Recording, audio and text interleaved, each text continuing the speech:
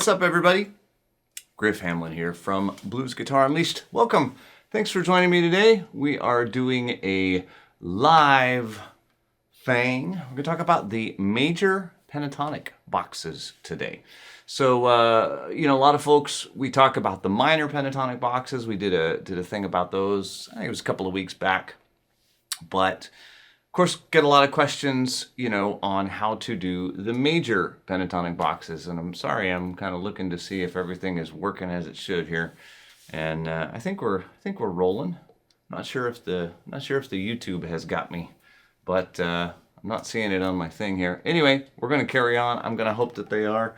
If not, I will post it up later. So what we're going to talk about here is how to play the boxes, the 5 different boxes of the major pentatonic scale, how they compare to the same 5 boxes as the minor pentatonic scale. So it's kind of a big deal.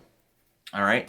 Don't know why I set my guitar down. Let's fix that. So as always, if you are interested in having access to all of my Blues Guitar Unleashed stuff, Classic Rock Guitar Unleashed modes, all of it, there's got to be 1,000 videos or more. There's about 60 live sessions in there now. And we add half a dozen every month, so there's a lot of good stuff in there. That's the All Access Pass. There is the free How to Jam the Blues guidebook you can download. And if you maybe used to get my emails and don't anymore, I still do most of my daily communication via email. So you can jump on the list at gobgu.com/thelist.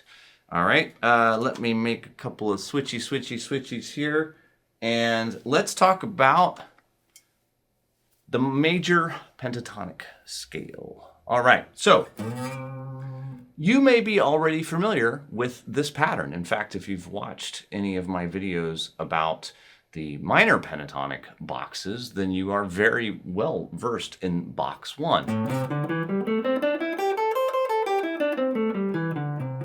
All right, but in case you're not, it's the 5th and 8th fret on the 6th string, 5th and 7th, 5th and 7th, 5th and 7th, 5th and 8th, 5th and 8th. So if that is the A minor pentatonic scale, how can it also be the C major pentatonic scale? It's because we're looking at it differently. If I was looking at this as A minor, notice the red dots are the roots. Those are C's, C, E, G, C, D, E, A, G, C, D, E, A, G, C. As opposed to A minor pentatonic. Notice nothing changed except which notes are red. Right? A, C, D, E, G, A, C, D, E, G, A. Right? So it's C major pentatonic, even though I spelled it wrong. C major pentatonic. I spelled it wrong. I'm going to go ahead and call myself out on that. And apparently I did it on this one too. But there's A minor pentatonic. Should have a T in it. Right? And that's box 1. Okay, so whether I look at it as A minor or whether I look at it as C major, I still call it box 1. Now, most people that I know refer to that pattern that way. They call it box 1, but some people don't. Okay, and I don't want to run around saying that this is the only way you can label this pattern and this is the way it is. I'm not that guy. You might know it by some other name. I really don't care what you call it. It's not important. What's important is that you know how to play it and you know how to utilize it either as A minor or C major. That's all that really matters.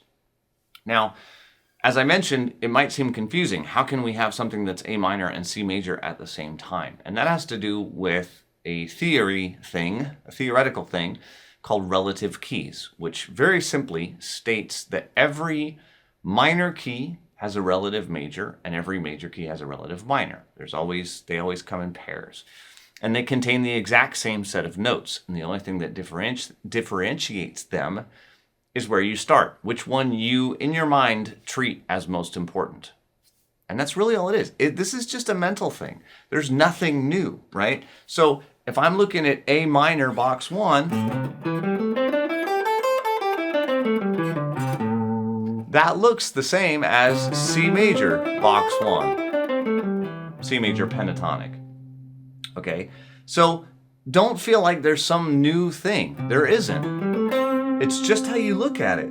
And for a lot of people, that's really tough to wrap their head around because they think that music, that everything is going to be different and that a simple mental shift couldn't possibly be that simple, but it is. It really is, okay? So that's box 1, and let's go on to C major pentatonic, which I've spelled correctly on my slide. Okay, so starting on a C, this is what we commonly call box 2. 8th and 10th fret on the lowest string, 7, 10, 7, 10, 7, 9. Some people like to do that kind of with the first and second finger. Don't worry about how you play it, just play the right notes. 8 and 10, 8 and 10. With, notice my 3 root notes being here, all these C's. And again, if I switch this to A minor, same notes. But notice that it sounds different because of where I start and stop, of which ones I treat as most important, right? If it's C major, it sounds like that. If it's A minor, it sounds like that. And it does have a subtle difference, even though it's the same notes, simply by where I start and stop. All right? Moving up the fretboard, we can go to C major pentatonic box 3, 10th and 12th on the 6th, 5th, and 4th strings, 9 and 12, 10 and 13, 10 and 12. And there's the C.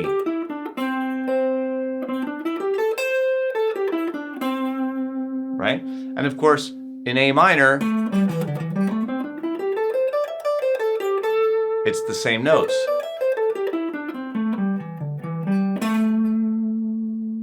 All right, if we continue moving up from there, we have box 4, which starting at the 12th fret is the 12th and 15th on the 6th string, 12 and 15 on the 5th, 12, 14, 12, 14, 13, 15, 12, 15. And there's a root there at the 13th fret of the 2nd string and at the 15th fret of the 5th string.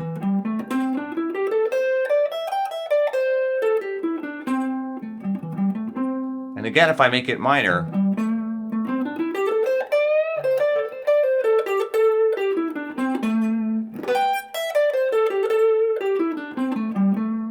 right, as opposed to major.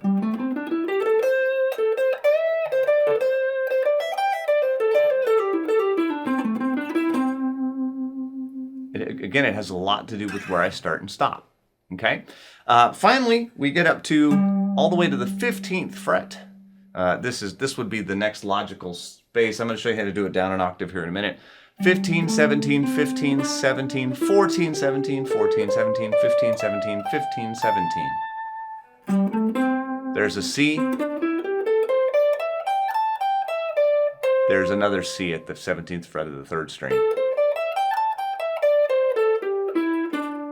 And again, it looks exactly like A minor pentatonic.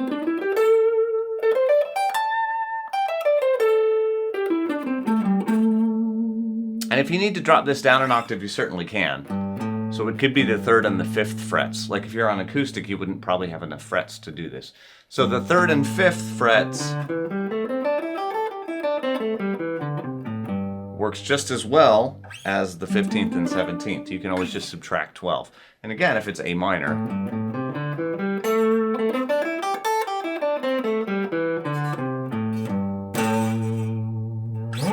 might have a little bit of fret buzz going on, but hopefully you can hear past that. It's cold and my guitars are getting a little warped. It's just one of those things.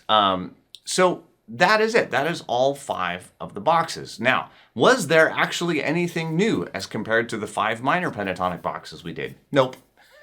There's not actually any new notes. There's not actually any new patterns. It's all up here. And if I can get that, across, and you can see that, that's probably the biggest win of the day. And music works this way a lot. A lot of patterns, mode patterns, pentatonic, blues scales, all these different things.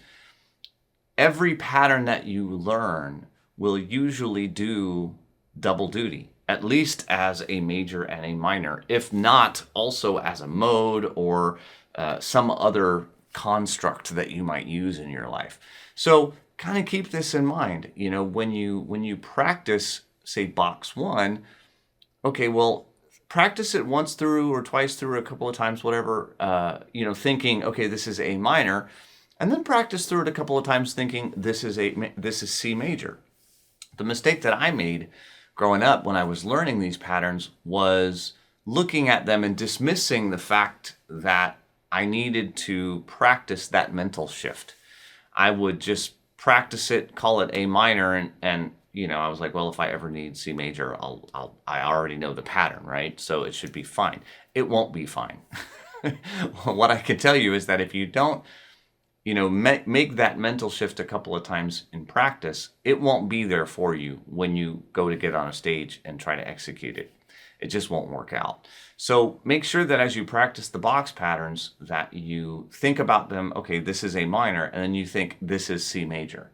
And do it both ways and treat them differently, even though your fingers aren't going to a new place. Your brain is in a different place. It's in a different state.